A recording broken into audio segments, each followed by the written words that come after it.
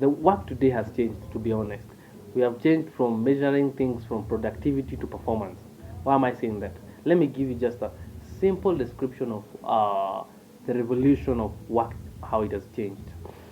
Oh, before the corona came, we had it was a hierarchy.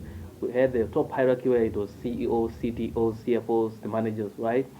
And at the center of the hierarchy, we have the treasurers, we have the accountants, we have the graphic designer, we have the programmers, right? And at the bottom of that hierarchy, where it is the majority of the people, we have the brick and mortar people.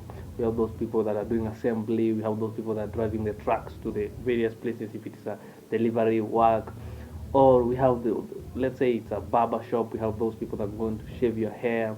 You see, that's the hierarchy of how the workplace looks like, or any kind of work. Just let me call it a work instead of or a job, right? So uh, from the time AI was introduced back in 2022, let me use 2022, a lot of things have changed and a lot of works have been disrupted. And people are still talking that there's going to be layoffs, your job is going to be taken. They're saying your job is going to be taken, but to me, from out of experience, my job has been taken. Not only me, it's me with like 10 million people, by the way. Yeah. First of all, let me give you an example. Let me just show you this case.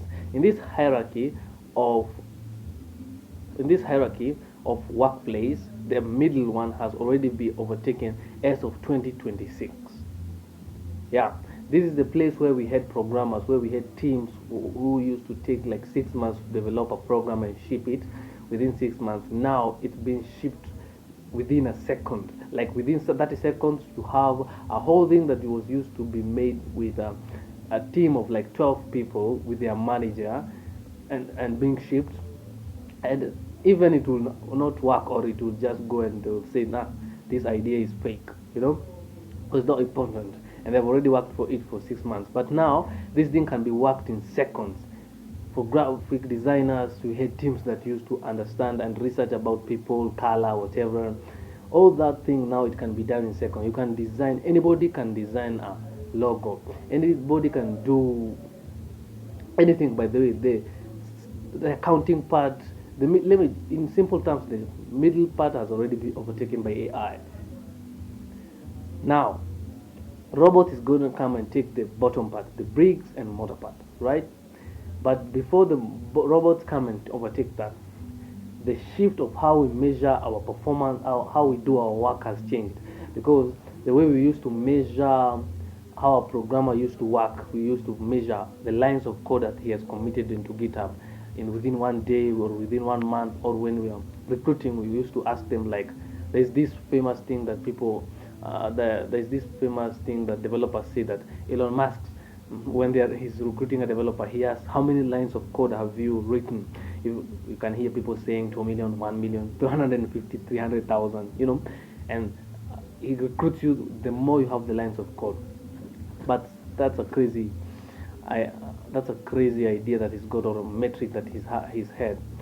So, or in the workplace, you can hear a person, if you have done this a lot of amount of things at a small period, but now that a lot of amount of things can now be done with AI within seconds. So our measurement here, what I've come to see, the measurement has changed, but people are still using the last measurements. So I've made a metric that you can measure workplaces now, instead of measuring productivity, because all I've described for you, it's called productivity, how productive you are. But now we're measuring how your performance rate, like the level of what you're doing, does it perform well? We're using the 80-20 rule. Does the 20% of the thing that you're doing, the Pareto rule, the 20% of the thing that you're doing produce 80% output? Because AI now can produce anything. It can produce 180,000 lines of code in 30 seconds. You see? So if it can produce 180,000 lines of codes in seconds, does that 80,000 lines of code bring a good output or not? good performing output. So that's why we call it performance output. We measure the performance of what you're doing. We don't measure how you make your content. We measure, because now AI can make even content. I believe you guys have seen the content that have been made by AI, right? Yeah. So it can make thousands and thousands of videos. We have videos, we have captions, it can make anything literally. So does what you're making have a good output? So that's the basic behind Prove.